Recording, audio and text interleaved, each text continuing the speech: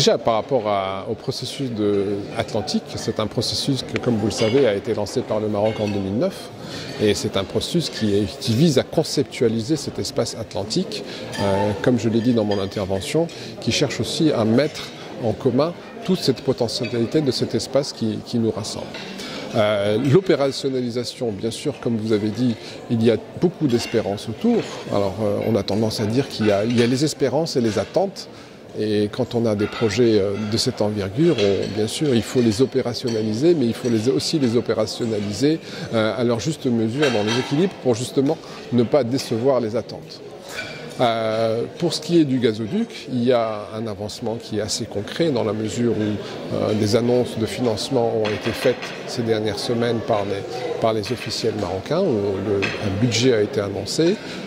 Les études de faisabilité, d'après nos dernières informations, semblent avancer, ainsi que des tracés définitifs de ce gazoduc semblent aussi aboutir à un projet concret.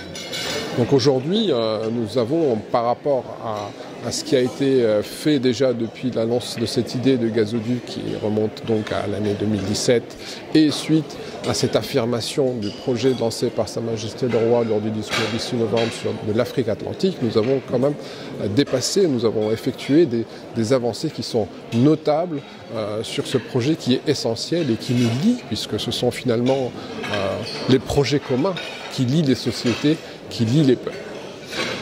Ce projet est d'autant plus important que les pays de l'Afrique atlantique représentent 45% de la démographie africaine et que la majorité de cette démographie africaine se situe sur des grandes villes atlantiques en passant par Casablanca, Abidjan, Lagos, Luanda, etc.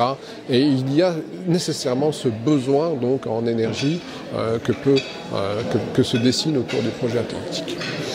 Par rapport à votre dernier point, celui du désenclavement du Sahel, là on est aussi sur une approche, je dirais, géostratégique.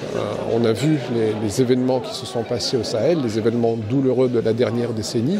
Et là, pour en revenir à votre formule sur les espérances et les attentes, il est certain que les jeunes sahéliennes ont été certainement déçus par ce qui s'est passé sur ces dernières années.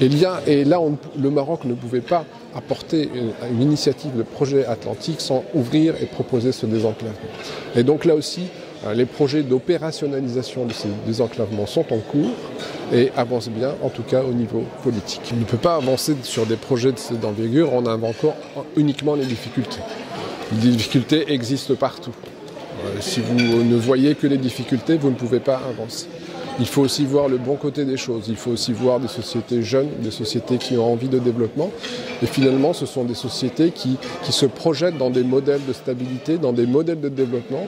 Et quelque part, c'est ce que offre le Maroc à travers une solution africaine pour toute cette façade atlantique. L'Afrique est une terre de compétition, d'initiative, c'est vrai. Mais les besoins de toute l'Afrique en développement ne sauraient souffrir de toutes ces initiatives. Et probablement, il en faudra encore d'autres pour un développement complet et intégral de l'Afrique pour effectuer tous les différents rattrapages structurels.